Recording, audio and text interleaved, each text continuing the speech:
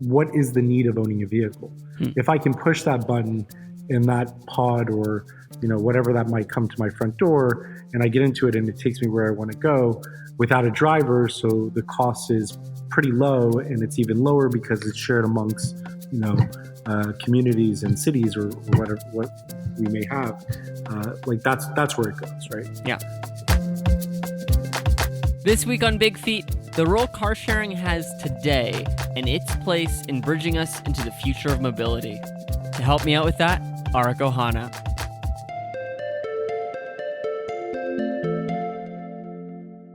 My name is Aric Ohana. I'm the CEO of a company called Envoy. What we do is we provide electric car sharing to communities. So we partner with large property owners of apartment complexes, offices, even hotels that put electric vehicles on site that can be shared by those community members. So it's exclusive just to that property. So what we do is really provide mobility as an amenity to these communities. I really think what you guys are doing with Envoy is really cool. Because I know like Zipcar's been around for a long time, but having it as like an amenity to an apartment or a hotel and making sure because you guys are only doing an electric fleet, right? That's right. Yeah. I think it's a really cool, unique approach, and I think it could really change sort of the landscape of transportation, which I guess is the goal, right? Yeah, we actually came from commercial real estate, and what we saw was the convergence of mobility, energy, and the built world. And they're going to have these huge impacts on commercial real estate. So we definitely have some forward thinking thoughts as to where it goes. But step number one, by providing an amenity, makes it very easy for any community to adopt. And we're seeing really big impacts on many different levels within those communities once we place those vehicles, right? For most people, it's their first experience with an electric vehicle, which is super important for overall adoption of electric vehicles because there is a connotation of range anxiety, and one way to get over it is by using the vehicle to go get groceries or pick up your kids. So Envoy's platform really enables really to see how you could live day to day with electric vehicles. So that's one major impact as well on the sustainability side that we're focused on. And that's a good point. So you started in commercial real estate. You still consider yourself as in commercial real estate as well, right? So can you talk about how electric vehicles and commercial real estate, how do those end up together? How do you go from one to the next? Yeah, so we were developing a student housing complex. I was actually in Texas. One of the big issues in developments is cost to construct, and those costs have been increasing over the years. And building parking is extremely expensive. In some cities it could cost 25 all the way up to like $75,000 per parking space to build. So any reduction on parking, we thought was super important. And we were in actually a city in Texas where cars are very central there, as in many cities. And their parking count was like one car per bedroom. And we know student housing doesn't need that much parking. But so we approached them with the novel idea of including car sharing within the community. And what they'll do is reduce the amount of people that bring cars, thus not needing as much parking. So that was kind of the initial approach. And after that, we actually reached out to Zipcar, we reached out to Reach Now and a few others, kind of with the lens of a landlord that wants to lease up this building and provide, value add community service. There was definitely a disconnect with what we were trying to accomplish and what they said they could do. So that was the initial kind of like, hey, this is an interesting thing. So when we were actually coming up with this idea and building out the business plan, I was driving an electric vehicle at the time. My co-founder, Ori Sagi, and I used to carpool essentially to our office. And it was a big part of, the business model. It was a Fiat 500e, and we actually launched our first properties with Fiat 500es. So yeah, that was automatic from the beginning. We knew that they were going to be electric vehicles within this platform from the very beginning. And I mean, is that just so? I mean, that's based on your experience already driving an electric car. Why does an electric car lend itself more to car sharing? Yeah. So the way you should look at it is, well, we probably should define the different types of shared mobility. We'll just make it simple on the car sharing side. So car sharing typically has station based. Essentially that zip car, you might use the vehicle and bring it back to the same place. And then there's one way station based where you might take it from one location and drop it off at another location, but both are stations for that car sharing platform. And then there's also floating. Floating is what you'll see like roaming around the streets, and you can really drop them off anywhere around the city. That one probably has the largest operational hurdles. Station based is what we do, and it's community based, station based. So only community members can use that vehicle, and it's always being returned to that community after someone's done with it. But another hurdle on the operation side is how do you fuel these vehicles? Typically, they'll have gas cards in them for people to fill up fuel, but the user experience is not great, right? You have to go fill up fuel. So what we do is we install a dedicated charger at the parking space for the vehicle, and you're instructed to plug in the vehicle before you end the reservation, and thus everybody gets a pretty much full charge. Right when they start their booking, which is, I think on the operational side, that is super important. And we can also get into the future of how that interacts with the built environment as well. Yeah. And I'm very interested in getting into this future. Before we kind of go there, I mean, so, and I know this first project that you were doing, you said it was in Texas. I know you're based in LA, and it seems like you guys have a lot of projects down there as well, right? And I mean, these are cities that are very, I mean, most U.S. cities, there's not a ton where you can get around without a car. But like I know in L.A., like I lived down there for a couple years, and it's you're very reliant on a car. And so how do we get people to actually adopt these car sharing networks, right? How do we get people to start sharing as opposed to just having their own personal car and commuting every day in it? Well, the big part of it is the education, and actually the shift in consumer, needs and behaviors. So we've seen that, now, especially the younger and the millennial, generation, they're looking more to have experiences than owning things. A lot more renters, a lot more plug and play scenarios like WeWork, and car sharing or like getting rid of vehicles altogether has always been a very difficult thing to try to accomplish. But now that we have Uber, Lyft, we have other car sharing platforms, we have micromobility, shared micromobility. All those things provide an ability not to own a vehicle. But if you really want to convince somebody not to own a vehicle, we think there's three pillars, right? It needs to be just as affordable or more affordable than owning a vehicle. It needs to be just as reliable. And it needs to be just as convenient as owning a vehicle. I have the keys in my pocket. I walk outside and I get in my car that's right outside my doorstep. So if we look at mobility right now, if you look at Uber and Lyft, they have the convenience. You push a button and it's at your doorstep. They have the reliability because you push a button and it's at your doorstep. And they also, but they don't have the affordability side. Like you can't replace your car and say it's going to cost me less to use Uber and Lyft and not own a car. Yeah. In car sharing, what they have is the reliability, right? They also have the affordability. It's actually cheaper than owning a car in many ways, but the convenience isn't there. Like of Zipcar, of Reach Now, but for you to find one, you'd probably have to pull out your phone, look at a map. And you might actually need to take another piece of mobility to get to that vehicle. So that's not very convenient. Combined, those two services, yeah, they're not so bad. They can meet both those things, and that's why we see less and less people owning cars, especially in dense urban areas. What we provide is really all three pillars, right? We're more affordable than current car sharing, so we're cheaper in many cases than Reach Now and Zipcar. We're just as reliable, and we're super convenient. We're at your doorstep. Like this is a car you know. It's a Mhm. car that you probably use multiple times a week. So that lends the ability not to own vehicles, and that's somebody. So that's one use case. The other use case is I'm a family of three or a family of four. I need my big minivan to move everybody around, Mhm. but I don't need to own this second car. I can be a one car family and I can use a car in my community or other mobility services not to own that second car.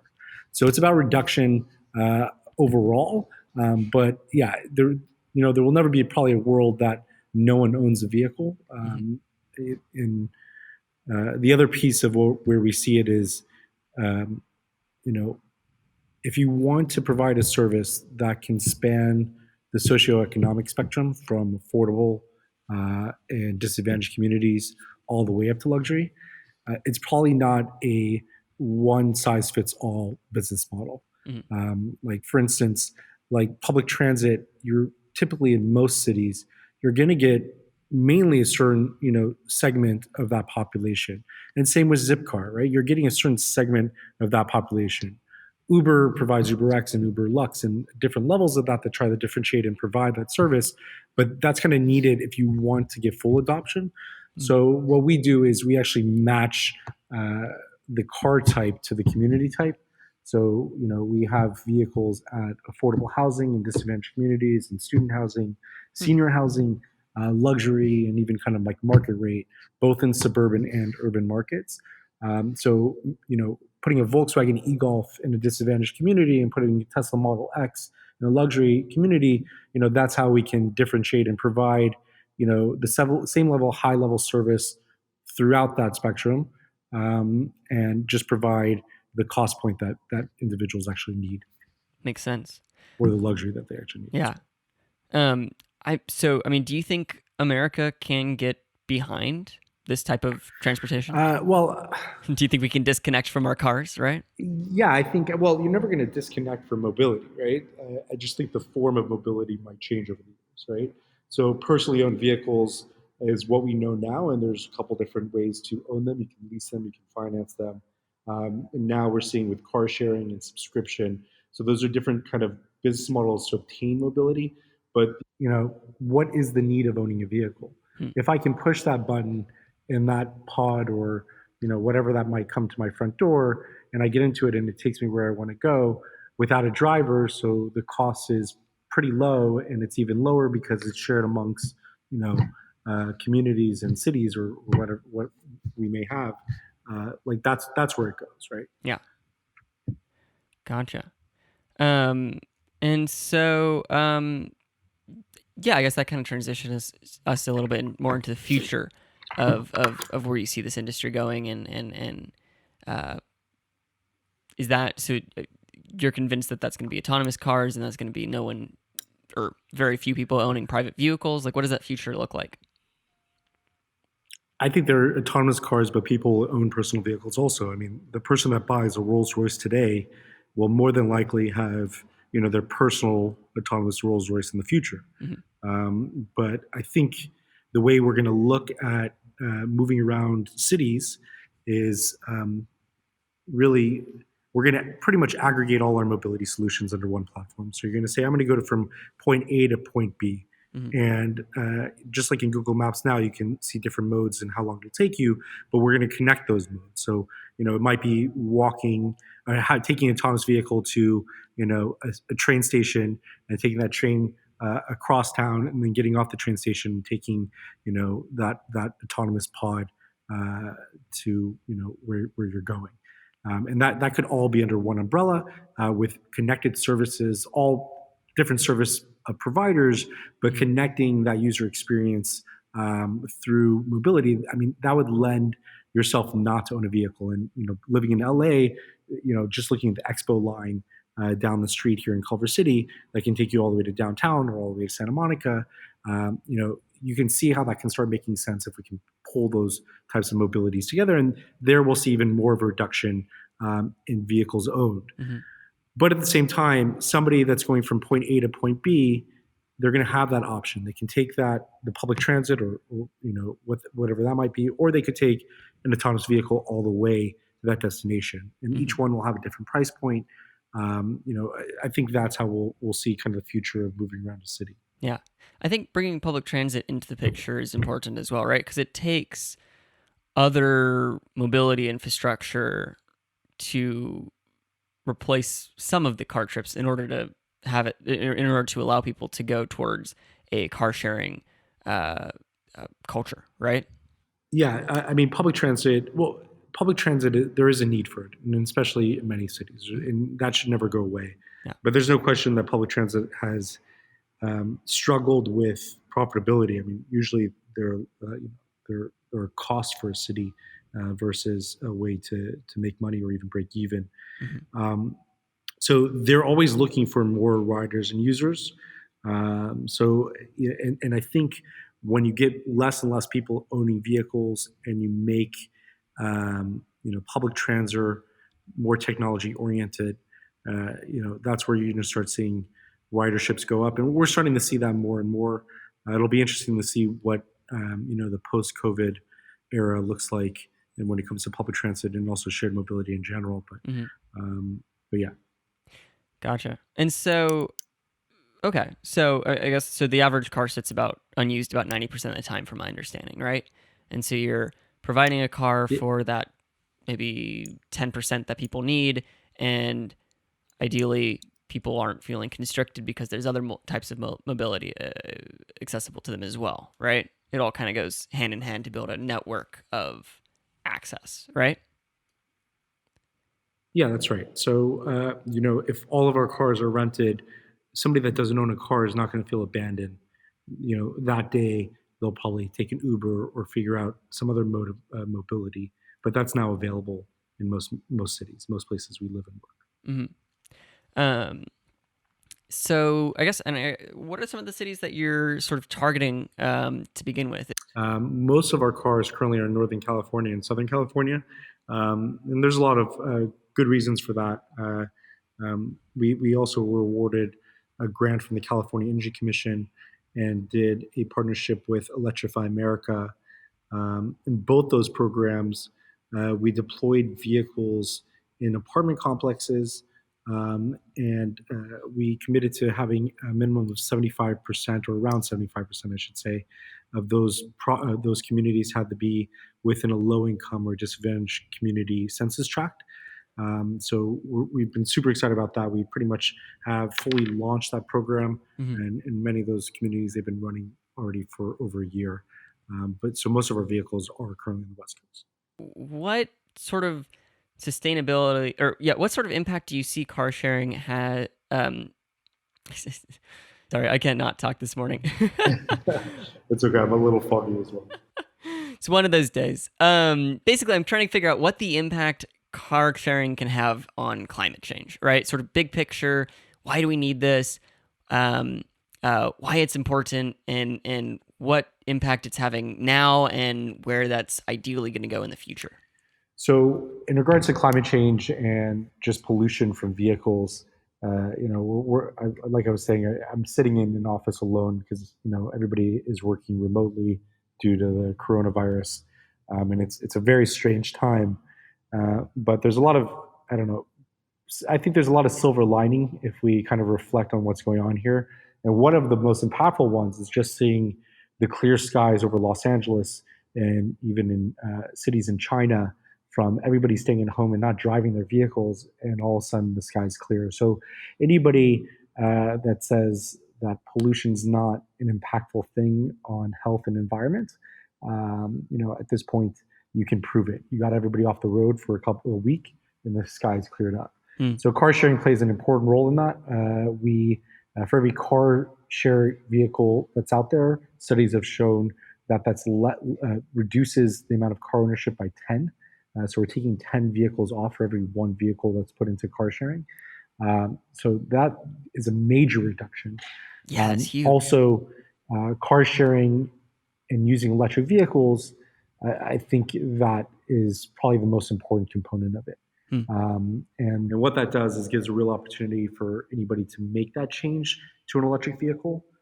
So I think the combination of helping reduce the amount of car ownership, but also giving people an avenue of showing them how an electric vehicle can fit in their life and giving them the infrastructure to do so, I think are two key components of how car sharing, at least on our business model, can impact climate change.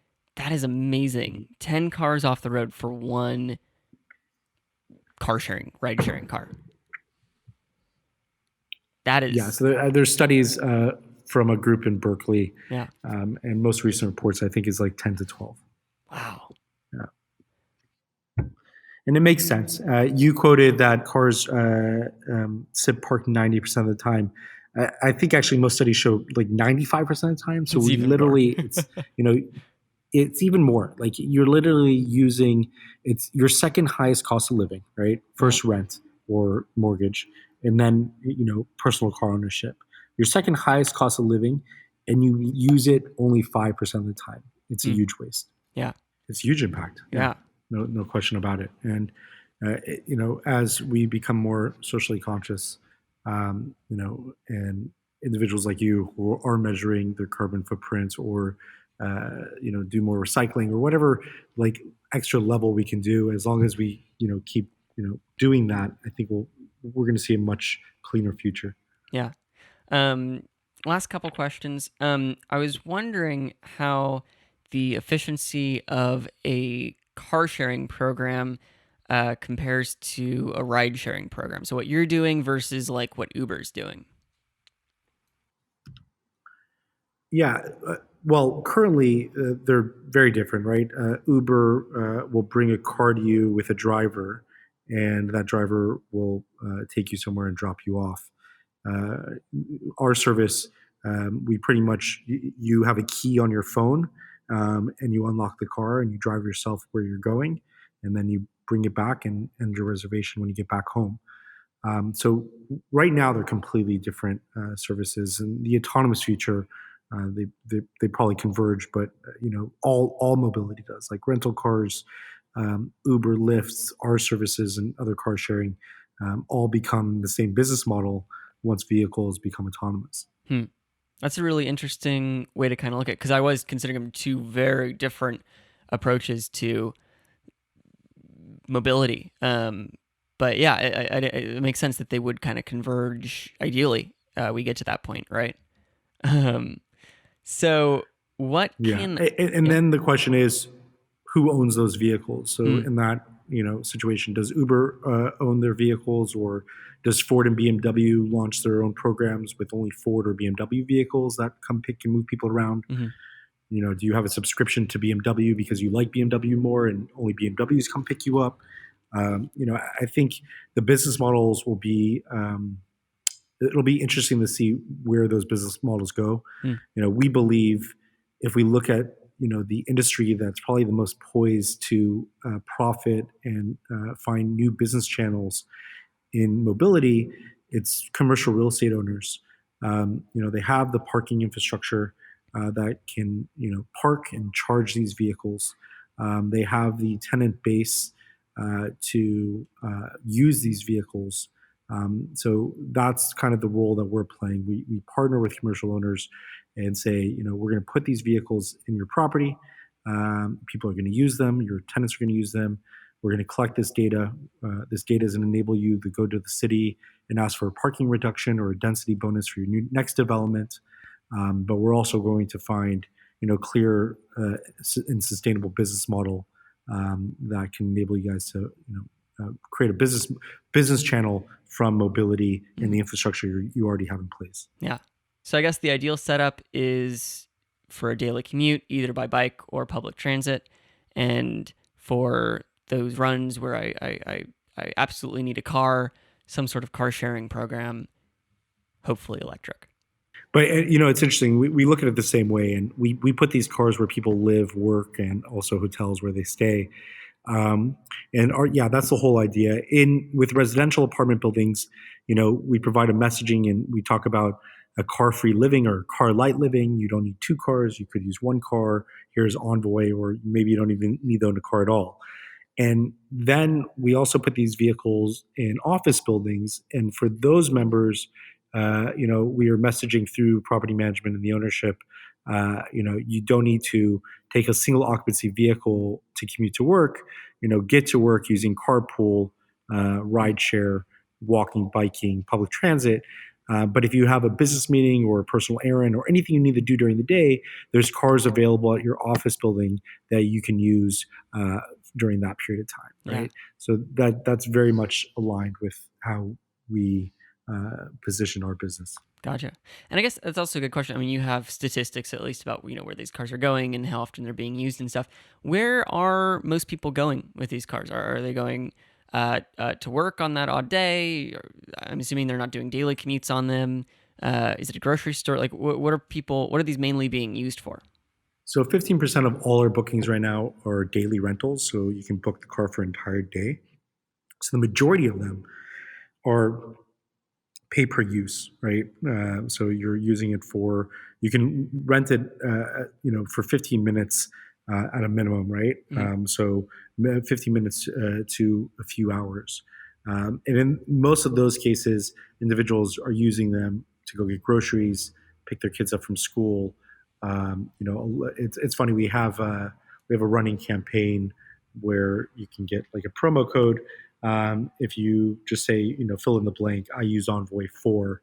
And it's, everything that somebody would use a personal car for. Mhm. But why this is impactful is in many of these communities, people can't afford a car. They have unreliable transportation and they live in a food desert with no grocery store within a few miles, right? Mm. So there's no public transit, there's no grocery stores.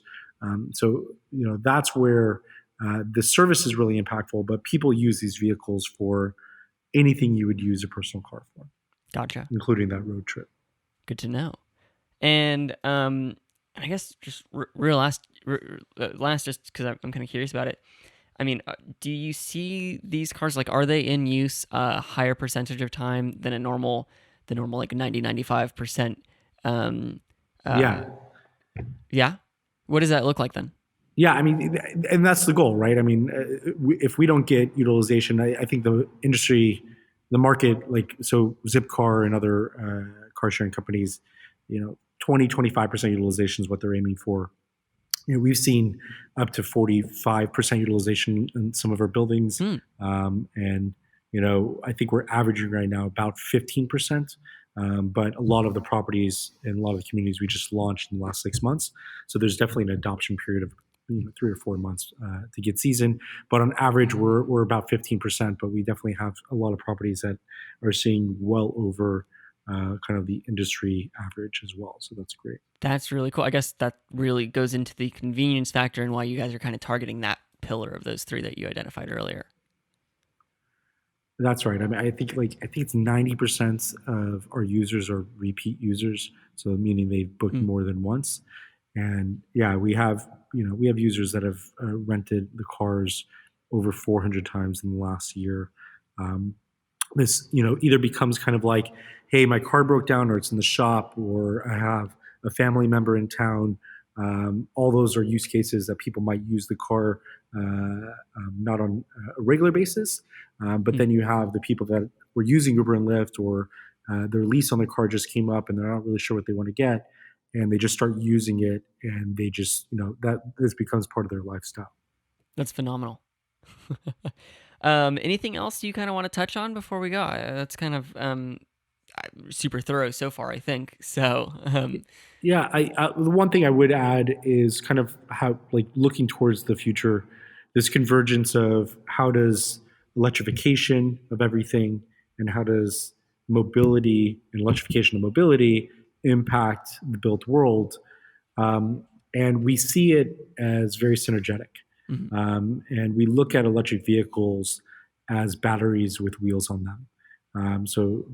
They have the ability to store energy, and they have the ability to store clean energy. You could put solar in a building and store clean energy. But what that vehicle does, if you wanted to install a stationary battery in a building that was 93 kilowatts or whatever, um, it's very costly. It's almost as much as a car. Hmm. And the service that we're providing provides an offset for the cost of that vehicle or that battery, Hmm. but it still enables us to look at this battery as an asset for not only the building, but potentially for the grid as well.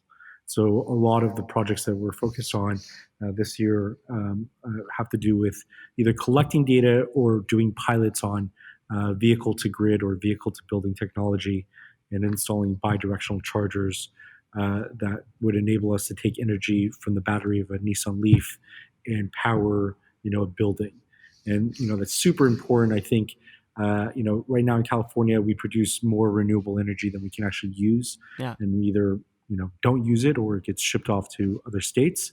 The issue is we don't have the ability to store it. And if we kind of look at electric vehicles that could be plugged into the grid where they live in their apartment building or through services like ours, you now can quickly expand your storage capacity for energy. Hmm. And we think that's going to be a huge component of our business model, but of the general future. And not too far off. That'll come before autonomous vehicles. Mm-hmm. Wow, that's that's a lot of really cool, very different features. Yeah, I mean they all come to one future, but yeah, Yeah. a lot of stepping stones to get there for A sure. lot of different stepping stones. One very cool, very sustainable, very green, hopefully future. I hope we get there in time. And that's the goal. Well, thank you so much for talking today and coming on the show. Yeah, Ian, thank you. Thank you for having me.